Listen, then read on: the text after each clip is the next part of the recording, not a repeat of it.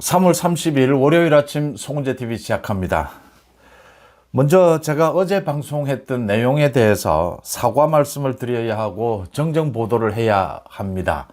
그러니까 어제 제가 한강 유람선 좌초 사고 이걸 방송을 하면서 한강 유람선과 한강 버스 이걸 착각을 해서 오보를 했습니다. 한강 유람선은 여의도에서 출발을 하죠. 이건 정말 말 그대로 유람선이고 이건 서울시에서 직접 하는 사업도 아니고 민간 사업자가 합니다. 서울시는 관리 감독의 기능만 할 뿐이죠. 한강버스는 이제 오세훈 시장이 한강 개발을 위해서 직접 하고 있는 사업입니다. 이걸 혼돈을 했고 이 착각을 일으켰고 그래서 서울시를 비판했습니다. 잘못된 보도고 정정하겠습니다. 그리고 시청자 여러분들께 사과를 드립니다. 서울시 오세훈 시장에게도 사과를 드립니다. 참 간단한 문제였는데 한강버스, 한강유람선 이렇게 간단한 것에서 착각을 일으켜서 오보를 할 때 크든 작든 정말 부끄럽고 여러분들에게 죄송스럽고 앞으로 더 철저하게 팩트체크를 하겠다라는 약속을 드립니다. 이제 소위 이재명 사건의 이 공소 취소를 위한 조작 기소 국정조사입니다. 이 국정조사가 본격화됩니다. 어제부터 민주당이 포문을 열었습니다. 소위 박상용 검사입니다. 대북 송금, 여기에 강압수사가 있었다. 박상용 검사의 녹취록을 어제 공개를 했습니다. 대북 송금의 이 변호사죠. 서민석 변호사. 이 서민석 변호사는 민주당의 공천을 받아서 이번 지방선거에 이제 출마를 준비하고 있습니다. 이미 출마할 것이 거의 확실합니다. 청주시장 예비 후보죠. 이화영인데 이화영의 변호사는 몇 번 바뀌었습니다. 또 법정에서 이화영 자기 부인과 이 말다툼을 하는 이런 일도 있었습니다. 소위 쌍방울 대북 송금 이걸 이재명에게 보고했느냐 보고하지 않았느냐. 이화영의 진술도 오락가락했고 어제 이제 박상용 검사의 녹취록을 공개를 했습니다. 문제는 녹취록 전문을 공개한 것이 아니라 짜깁기로 공개를 한 겁니다.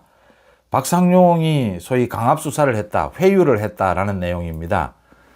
박상용이 이 변호사가 통화를 한 부분, 이 녹취한 것을 공개한 것을 보면 어제 이화영이 종범이다라는 진술을 해야 이재명이 주범이다 이런 진술이 있어야 이화영에 대해서 공익 제보자라든지 이 보석이라든지 이게 가능하지 않겠느냐. 소위 특가법상 뇌물을 적용할 것이냐 그냥 뇌물을 적용할 것이냐 이게 검사와 변호사가 논의를 하는 이런 부분입니다. 이제 이 녹취록 짜깁기를 해서 민주당 쪽은 이 주장입니다. 박상용이 강압수사를 했다. 사실은 이런 주장은 2년 넘게 민주당이 계속 해온 것입니다. 여기에 맞서서 박상용 검사는 계속 싸워오고 있습니다. 소위 연어 술 파티, 술자리가 있었느냐, 박상용 검사실에서. 그 다음 이런 회유, 강압수사가 있었느냐, 이화영이 그래서 진술을 왔다 갔다 번복을 했느냐, 아니면 박상용 검사의 말대로 이건 짜깁기 녹취다. 박상용 검사가 자기가 하고자 했던 이야기는 변호사 측에서 이화영 변호사 측에서 형량 거래를 요청해 온 것이다. 좀 형을 감해 줄 수 없느냐, 보석을 해 줄 수 없느냐, 일반적인 뇌물죄로 적용해 줄 수 없느냐, 이런 것들을 해와서 자기가 그렇게 해 줄 수가 없다.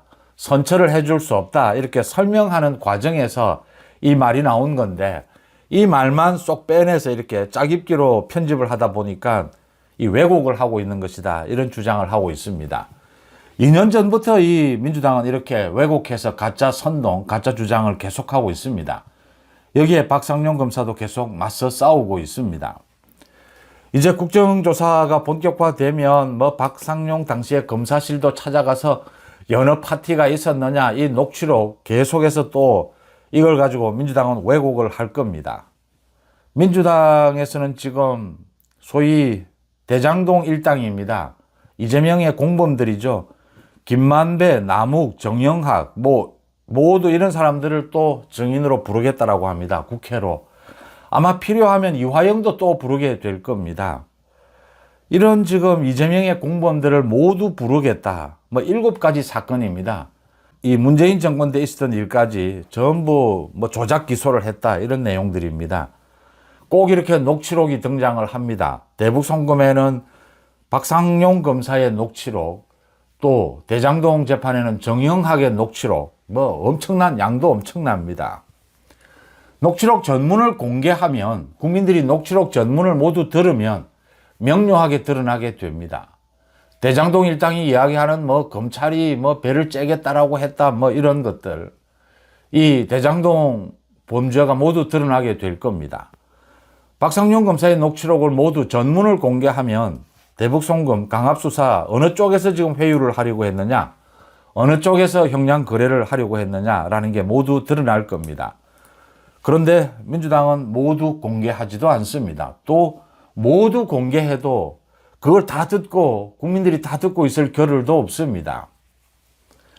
재판부는 모두 들었습니다. 또 국민들은 이 재판 사법 시스템 절차의 전문가도 아닙니다. 그래서 언제나 언론을 통해서 또 정치권에서는 이렇게 짜깁기를 해서 자기가 주장하고 싶은 것만 주장을 합니다. 그래서 왜곡이 됩니다. 이제 국정조사를 앞두고 많은 것들이 논란이 되고 있습니다. 민주당이 먼저 이렇게 거짓 선동에 나서면서 많은 것들이 논란이 되고 있습니다. 민주당은 지금 지방선거를 앞두고 이 시점에 검찰 때리기를 위해서라고 하는데 이재명의 사법 리스크를 왜 다시 들고 나올까? 이재명의 재판을 없애기 위해서라고 하는데 공소 취소, 이게 민주당은 과연 유리한 것일까? 또 민주당은 어떤 거짓 선동으로 이 한 달 동안 이 여론을 조작하게 될까? 여기에 국민의힘은 어떻게 맞받아 쳐야 할 것이며 이 검사들은 또 어떻게 맞받아 쳐야 할 것이냐? 뭐 이런 것들이, 많은 것들이 사실은 좀 의문이 되는 부분들, 논란이 되는 부분들이 있습니다. 박상용 검사 이 대북송금 이화영 부분은 2년 전에 이미 정청래가 법사위원장일 때 국회에서 또 청문회를 한번 열었습니다. 놀랍게도 감옥에 있던 이화영이 청문회장에 나왔습니다. 우리 헌정사에 전례가 없던 일이었습니다. 사법부 재판 중이거나 이 검찰이 수사 중인 사건에 대해서는 청문회를 또는 국정조사, 국정감사를 하지 못하도록 되어 있습니다. 그 이유는 지금 바로 이런 것들 때문입니다. 인민재판입니다, 이건. 이게 전형적인 인민재판입니다. 국회 다수당을 차지하고 있는 민주당이 마음대로 하고 있는 인민재판이죠. 근데 사법국가에 있어서 재판 절차는 판사, 검사, 전문가들에게 맡겨두고 있습니다. 변호사. 그 이유는 우리가 몸이 아파서 의사가 어떤 이 치료를 할 것인지 결정하는 부분, 몸의 상태, 그 환자의 건강 상태, 어느 정도 수술을 하는 것이 맞을 것이냐, 수술을 하지 않고 약물 치료가 좋으냐, 뭐 여러 가지의 방법, 수십 가지의 방법이 있을 수가 있습니다. 의사가 오랜 경험으로 전문가로서 이 전체를 보고 판단하게 됩니다. 꼭 마찬가지입니다. 어떤 사람이 살인 사건을 저질렀다라고 해서 그 상황은 뭐 천차만별일 것입니다. 어떤 형태의 살인 사건이었느냐, 동기가 무엇이었느냐, 살인 사건을 저지른 그 피의자의 지금 상황은 어떤 것이냐, 여기에 따라서 재판 결과는 완전히 달라지게 됩니다. 천지 차이가 나게 되죠. 이화영, 감옥에 있는 이화영을 불러서 정청래 법사위원장일 때 신진우 부장판사가 이미 내린, 유죄 판결을 내린 대북송금 이 재판에 대해서 국회에서 다시 인민재판을 열었습니다. 지금 또 이 인민재판을 열겠다라고 하는 겁니다. 이화영은 대법원까지 가서 소위 법 전문가들에 의해서 여러 차례 걸러지면서 유죄 확정 판결을 받았습니다. 지금 감옥에 있습니다. 환자를 치료하는 것은 전문가인 의사에게 맡겨야 합니다. 일반 국민들이 그 모든 내용을 알 수 없고 균형을 찾을 수가 없습니다. 균형감이 가장 중요합니다. 어느 쪽이 지금 잘못된 것이었느냐, 전체적으로 언론도 취재를 해서 판단을 합니다. 이건 명료한 겁니다. 검사와 변호사는 언제나 소통을 하죠. 재판 진행을 협의하죠. 지금 이화영 변호사 쪽에서 좀 잘 봐달라 이 이야기를 하고 있는 겁니다. 선처를 바라는 내용을 이야기하고 있는 겁니다. 여기에 박상용 검사가 말하는 부분입니다. 선처를 해줄 조건이 있다. 지금 이화영이 제대로 된 진술을 하지 않고 있고 진술이 오락가락하고 있지 않느냐. 그 이야기를 하고 있는 겁니다. 이걸 지금 왜곡하고 있는 것이죠. 그러면 민주당은 앞으로 이걸 어떻게 할 것이냐. 지금 국정조사를 민주당이 마음대로 합니다. 그래서 박상용 검사가 혹시 좀 의문을 받을 실수를 한 이런 멘트들을 뽑아내서 국민들에게 알리려 할 겁니다.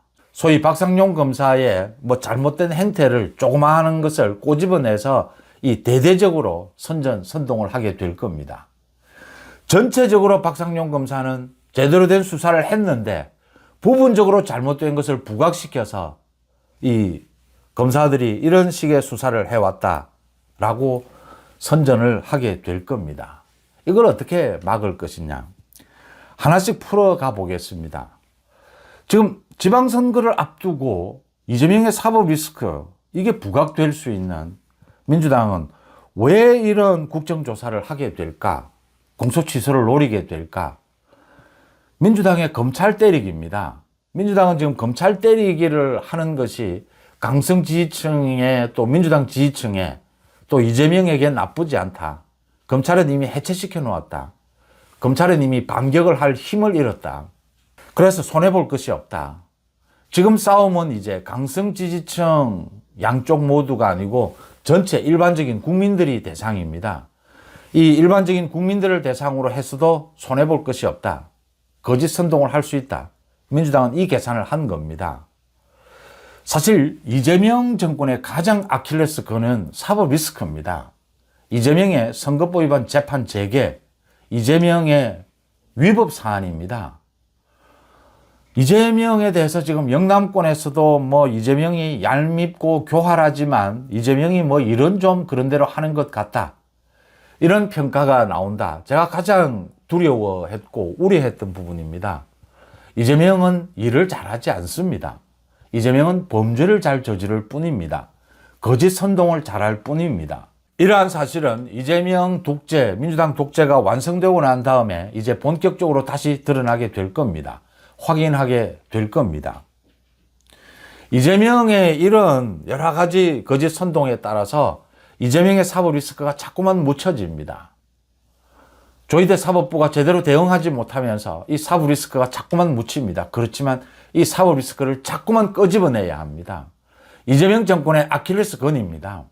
그래서 제가 송은재 TV를 통해서도 계속해서 이재명 재판 재개를 말씀드리는 것이고, 차라리 민주당이 조희대 탄핵을 했으면 좋겠다라고 하는 것도 이 이재명의 사법 리스크를 부각시키기 위해서 자꾸 무뎌지는 이걸 이 국민들의 여론에 쟁점으로 부상시키기 위해서 이런 과격한, 민주당의 과격한 행동이 있으면 오히려 좋겠다. 차라리 국회 해산을 들고 나가야 된다라는 것도, 국회를 해산하면 이재명 좋은 일 시키는 것입니다. 국민의힘 107명의 의원들이 사퇴서를 던질 수는 없습니다. 그렇지만 이제 국회는 완전히 이건 뭐 국회가 아니다. 완전히 국회 조종을 울려야 합니다. 국회 해산을 주장해야 합니다. 그래야 민주당의 독재를 부각시킬 수가 있습니다. 이런 것들이죠. 지금 전체적으로 검사들의 반격이 있을 텐데 국민의힘이 또 반격을 하게 되고 이재명의 사법 리스크가 부상이 될 텐데도 이 국정조사를 하는 이유는 이걸 통해서 거짓 선동을 할 수가 있다. 전체적으로 보지 않고 균형 있게 보지 않고 박상용 검사를 비롯해서 이 대장동을 수사한 검사들의 일부 행동만을 끄집어내서 이렇게 왜곡하려고 할 것이다. 이게 벌써부터 언론 보도를 보면 벌써부터 이런 식의 보도입니다. 이게 지금 박상용 검사의 말이 맞는 것 같은데 박상용 검사도 뭐 형량 거래를 한 이런 좀 부적절한 멘트를 한 건 사실이지 않느냐. 이런 식이 되는 겁니다. 여기에서 제가 언제나 말씀을 드리는, 이제 검찰도 많이 바뀌었습니다. 과거에는 뭐 검찰에 조사를 받으러 가면 누구나 긴장하고 떨었죠. 일반 국민들도. 이젠 그렇지 않지 않습니까? 그런데 저는 좀 이렇게 말씀을 드립니다. 권력과 돈을 가진 범죄자들에 대해서 검찰 수사는 좀 과도해도 괜찮고 과도할 수밖에 없다라는 점. 검찰이 과잉 수사한 부분을 계속 집어내려고 합니다. 보시다시피 법꾸라지고 권력을 쥐었고 야당 대표고 이런 이재명을 수사하기 위해서, 지금 이런 짓거리를 벌이고 있는 이재명을 수사하기 위해서 검찰이 좀 과도해지지 않겠습니까? 좀 과도하지 않고 이 수사를 할 수 있겠습니까? 대한민국의 재벌들의 범법 행위를 수사하기 위해서 검사들이 일반적으로 수사해서 해낼 수 있겠습니까? 일반적인 국민들 수사하듯이 수사해서 돈 있고 힘 있는 놈들 잡아낼 수 있겠습니까? 이제 이 부분만을 계속 부각시키는 겁니다. 이 조작 수사, 조작 기소 이야기하는 겁니다. 일반 국민들과는 아무런 관계가 없는 것들입니다. 이 균형감에서 출발을 해야 합니다. 박상용 검사도 일정 부분 좀 부적절한 말이 있을 수 있다. 굉장히 부분적으로. 그런데 이것만을 부각시켜서 지금 검찰이 과잉 수사를 했다, 조작 기소를 했다, 이렇게 이제 몰아가려고 할 겁니다. 이 부분에 대해서 검찰이, 그래도 남아있는 이 검사들이 이 자신들의 업무를 완전히 뒤집어 엎는, 부정하는 겁니다. 또 사법부도 마찬가지입니다. 대법원까지 판결을 난 걸 지금 국회에서 이민재판하겠다라고 합니다. 비전문가들이, 법꾸라지들이, 국회의원들, 정치인들이 자기들 입맛대로 전문가들이 내려놓은 이 삼심제를 통해서 내려놓은 이 결과를 뒤집어 엎으려고 하고 있습니다.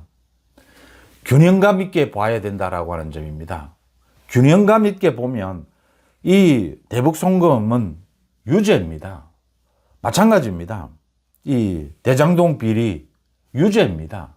대장동 비리는 이 대장동 피고인들을 불러서 또 거짓 선동을 할 겁니다. 문제는 여기에서 중요한 것은 항소 포기 외압입니다. 8천억 원에 가까운 돈을 챙겼습니다. 이재명과 대장동 일당이.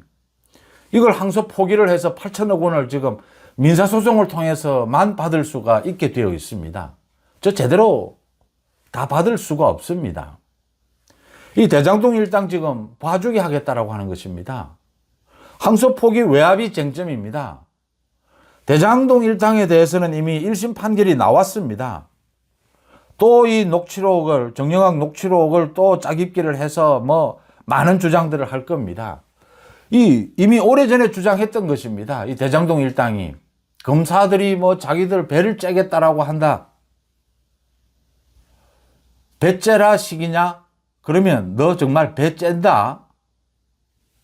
검사가 수사를 하면서 일반 국민들에게 이런 말 하는 검사는 없습니다.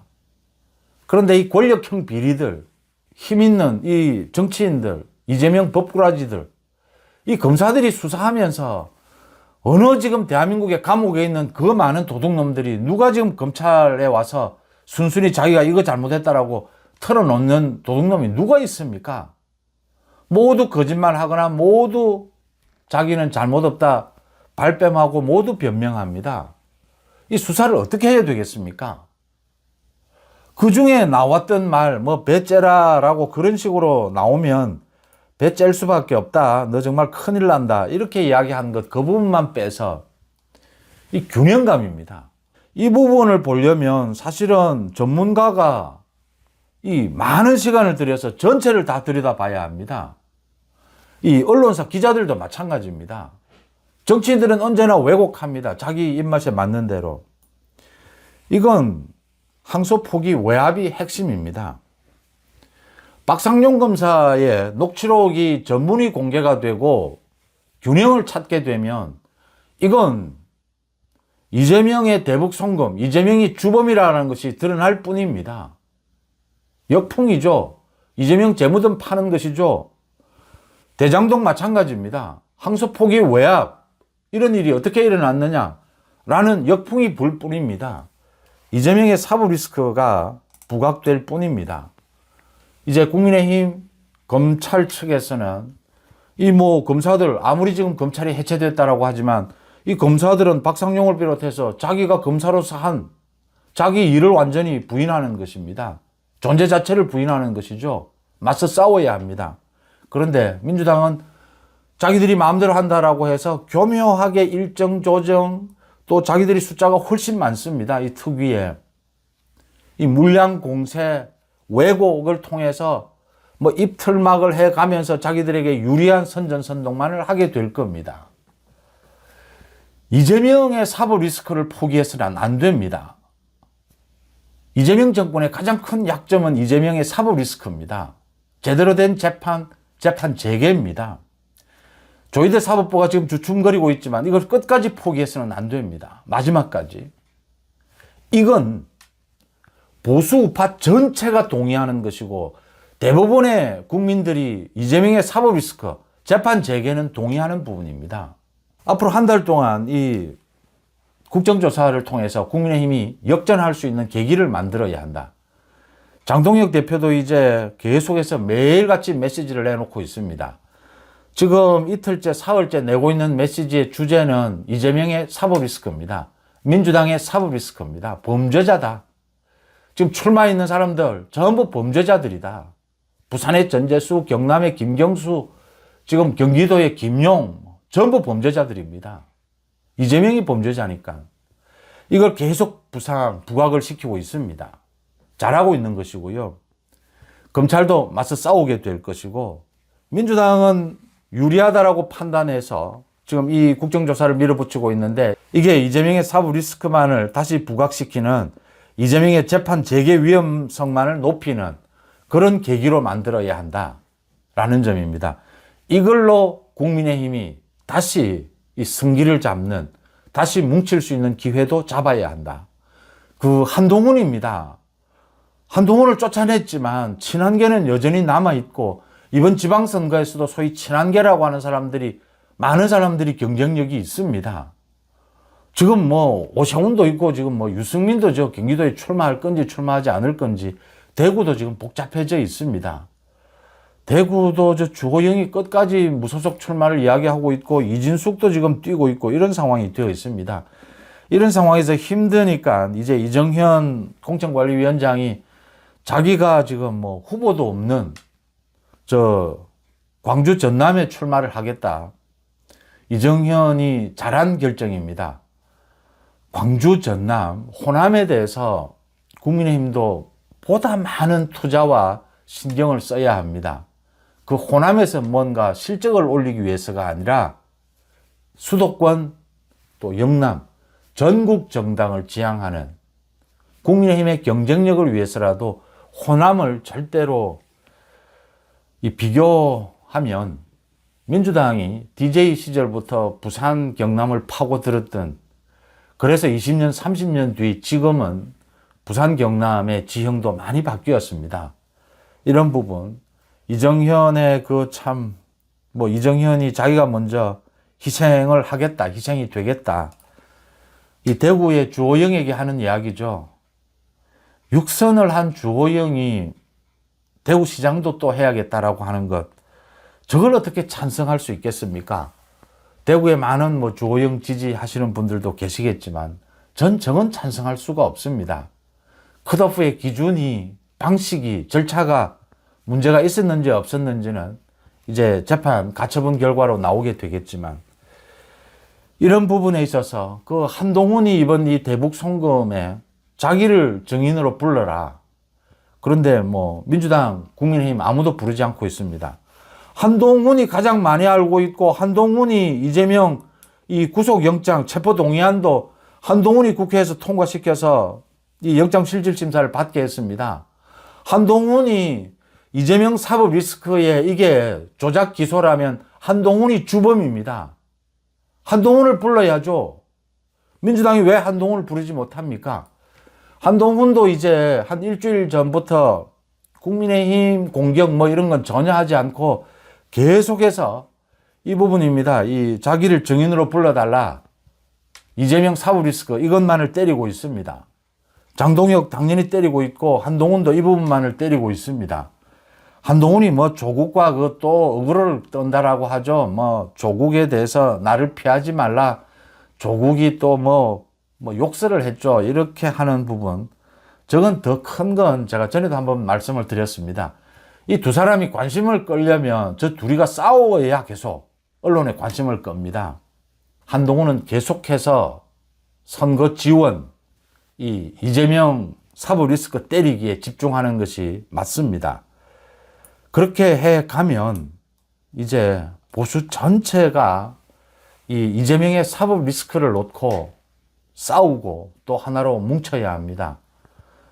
국민의힘이 그렇게 뭉쳐야 합니다. 국민의힘이 지금 장동혁 지도부를 놓고 또 초재선 사이에 나오고 있는 이야기가 뭐 지금이라도 비대위로 가야 하지 않느냐, 오세훈 하는 이야기가 뭐 당 따로, 서울시당 따로, 선거 따로 하자라고 하는 이야기, 붉은 옷, 빨강색 옷 못 입겠다, 흰 옷 입겠다, 그렇게 하면 안 됩니다. 이재명의 사법 리스크로 다시 한번 뭉치는 계기를 만들어야 합니다. 보수 대통합을 해야 되는 계기로 만들어야 합니다. 송재TV 댓글에서도 저에게 왜 좀 이랬다 저랬다 하느냐, 이 정치인들 지지하는 이런 부분, 어제도 제가 이 신인들이 돌풍을 일으켜야 한다, 이 오세훈 박형준을 좀 비판을 했습니다. 또 그런 부분들 말씀도 있고, 이 뭐 한동훈 저 배신자, 입도 뻥끗 할 수 없는 저 한동훈, 뭐 이준석, 이런 부분입니다. 송재TV는 누구 개인을 지지하지도 않고 장동혁도 지지하지 않고 한동훈도 지지하지 않습니다. 오늘 그 이명박 전 대통령이 13년 만에 언론 인터뷰를 했다, 중앙일보에 그 이야기를 했습니다. 보수가 참패한 것을 인정하자, 뭐 이재명이 보수 정책을 하는 것은 다행이 아니냐. 지난 10년 동안 보수가 참패를 한 것은 사실입니다. 이명박 대통령에 대한 그 검찰 수사에서부터 시작이 됐죠. 참패를 한 것은 사실인데 보수의 재건은, 이재명이 뭐 보수의 정책을 하는 것은 전부 거짓 선동, 쇼일 뿐입니다. 범죄자 이재명, 법을 어기는 이재명은 보수가 될 수 없습니다. 태생적으로. 법치는 보수의 생명입니다. 이재명은 절대로 보수가 될 수 없습니다. 이재명은 보수도 진보도 아닌 그냥 정치 장사꾼일 뿐입니다. 범죄를 통해서 정치 권력을 획득해왔고 하고자 하고 획득한 그런 이 정치 장사꾼일 뿐입니다. 그런 이재명에게 보수를 연결시키는 것은 맞지 않다고 봅니다.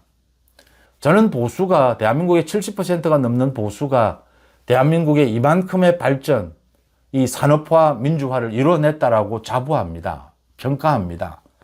보수가 전체가 뭉쳐서 보수가 저런 범법자들, 저런 좌파를 제압할 수 있는 길이 있다면 그 길이 누구든 좀 마음에 들든 마음에 들지 않든 잘 싸우는 사람, 여기서 잘 싸우는 것은 보다 많은 국민들에게 설득력 있게 다가가는 이런 정치, 국민들에게 이 민생에 도움이 되는 정치, 그런 정치라면 좀 부족해도 그런 사람을 응원한다. 잘하면 잘하는 대로, 못하면 못하는 대로 응원한다라는 말씀을 다시 한번 드립니다. 이재명의 사법 리스크는 국민의힘이 끝까지 물고 늘어져야 될, 마지막까지 이재명 정권이 끝날 때까지 물고 늘어져야 될 국민의힘 보수파 전체가 한 목소리를 낼 수 있는 이 가장 확실한 화두입니다. 3월 30일 월요일 아침 송재TV 마칩니다. 고맙습니다.